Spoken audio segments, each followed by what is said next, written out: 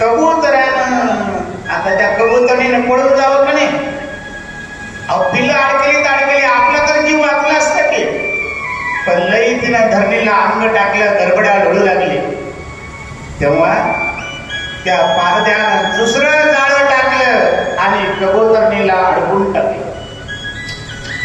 पिल्लं अडकली, कबुतरीनं अडकली.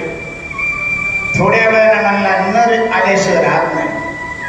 थोड्या वेळानं कबूतर आलं, बघू लागलं जाळ्यामध्ये पिल्लं अडकली, बायको अडकली. त्यानं पण धरणीला अंग टाकलं, रडू लागला. हे परमेश्वरा, माझ्या दोन्ही लेकरं जाळ्यात अडकले. मी काय केलं होतं लोकांचं वाटलं, माझं असं काय केलंस? माझी बायको सुद्धा असताना अडकून पडली जाळ्यामध्ये. परमेश्वरा, माझा संसार तू का मोडलास? म्हणून कबूतर रडू लागले. आता कबुतरानं पळून जावं का नाही? पण त्यानं मी रडत बसलं, डोसक्याला हात लावून गडबडा डोळायला लागलं. पारध्यानं काय केलं? दुसरं जाळं घेतलं आणि त्या कबुतरावर टाकलं. कबूतर बी अडकून मेलं. भगवान दत्तात्रयाने लांबून बघितलं, हे काय झालं? कशाने मेले सगळे लेकरं? अति प्रेम घातकी आहे, अति माया घातकी आहे. अहो अति प्रेमामुळेच अडकले सगळे. पिला अडकल्या माय पळून गेली असते, जीव वाचला असतं. बरं बायको अडकली ह्यानं तरी पळून जावं का नाही? पण या सर्वांचा घात कशानं झाला? परिवाराचा. अति मायेमुळं, अति स्नेहामुळं. भगवान दत्तात्रयाने गुण घेतला कबुतराचा.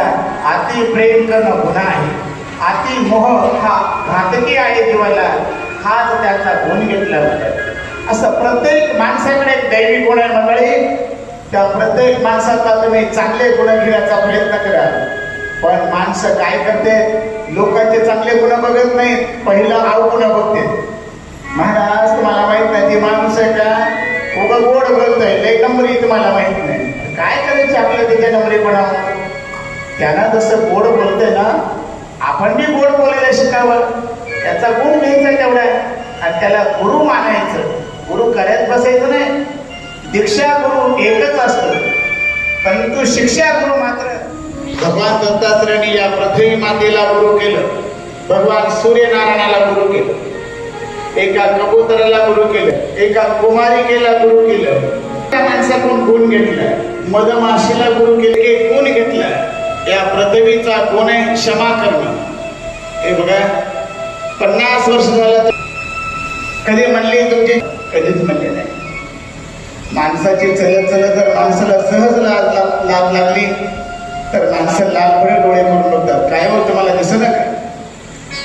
पण या धरणीला 80 वर्ष झालं तुम्ही तिचं पोट फाडायला नांगरानं. कधी म्हणली अरे बाबा फाळ टोचायलाय? कधी म्हणली का?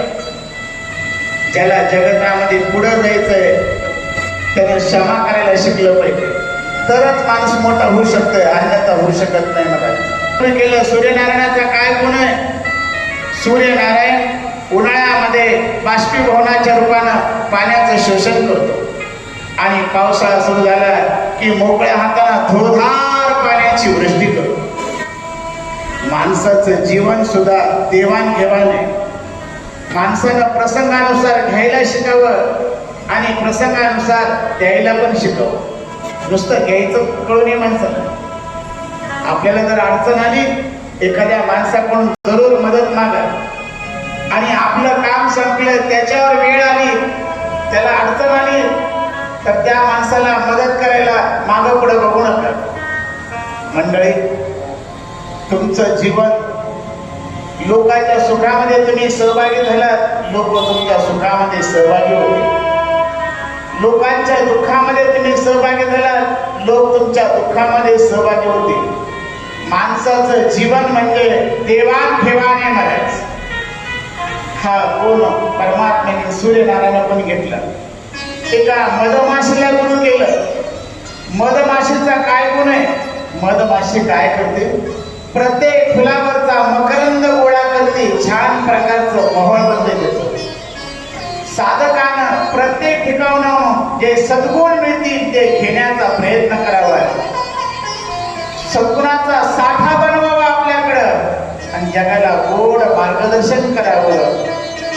मधमाशी फुलांना मकरंद घेताना आदर घेते महाराज, तस भिक्षुकांना सुद्धा भिक्षा मागत असताना यजमानाला न दुखवता प्रसन्न अंतकणामध्ये ती भिक्षा स्वीकार करावी महाराज.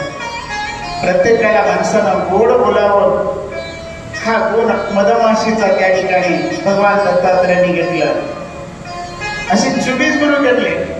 एका कबूतर आणि कबुतरीला गुरु केलं म्हणत. नवीन लग्न झालं होतं एका कबुतराचं आणि कबुतरणीचं. योगायोगानं त्या जोडप्याचं लई प्रेम एकमेकावर झालंच. आता बघा, आपल्या पतीचं धर्मपत्नीवर किती प्रेम असतं हे सांगण्याची गरज नाही म्हणत. योगायोगाने त्या कबुतराला आणि कबुतरणीला 2 पिल्लं झाली, 2 लेकरं झाली.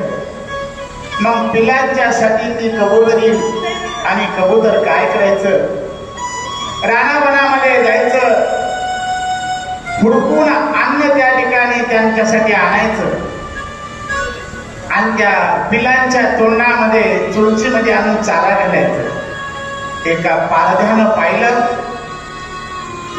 पारधी शिकार करत करत अरण्यात आला. एका झाडावर कबुतराची पिल्लं त्या घरट्यामध्ये होती. चिवचिव चिवचिव चिवचिव करत होती. घरट्याच्या बाहेर तोंड काढू लागली. आईची वाट पाहू लागली. आता आई येईल, बाबा येतील, वाट बघू लागली. पारध्यानं काय केलं, अरे कबुतराची पिल्लं आहेत म्हणजे नक्की इथं यांचे मायबाप कबूतर आणि कबुतरीने असणार जवळच. पारध्याने जाळं घेतलं, त्या पिलावर टाकले. पिल्ला अडकली त्या जाळ्यामध्ये महाराज त्याच्यात.